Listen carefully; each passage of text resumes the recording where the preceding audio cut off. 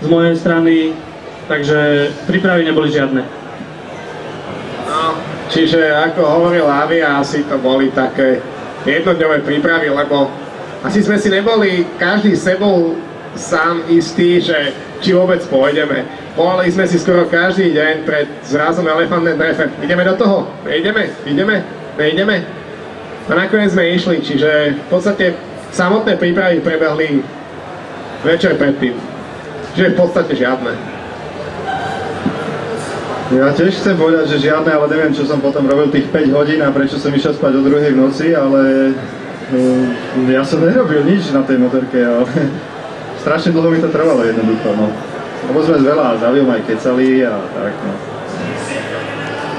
No, tých 5 hodín sme najviac roboty nám dala pripojenie tej slovenskej vlajky na Varana. To ako je vec, bez ktorej sa nedá vyraziť a nejak nám to nevychádzalo, takže systémom pokus omyl, na 74.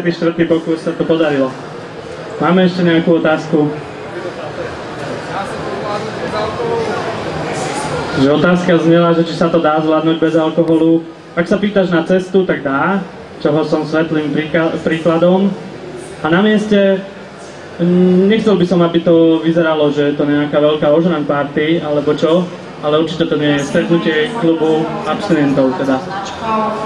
Elephant Treffen je skvelé miesto, kde bez toho, aby bol nejaký program, sa stále niečo deje a stále stretávaš ľudí a pri tých stretnutiach si vymieňaš okrem pozdravov aj tekutiny a tekutiny sú zvyčajne v takých nerezových, nie sú to telesné tekutiny teda, ale sú v takých nerezových fľaštičkách, každý tam dovezie nejakú tú špecialitku, takže určite to patrí k tomu, ale nemyslím si, že je to nevyhnutnosť.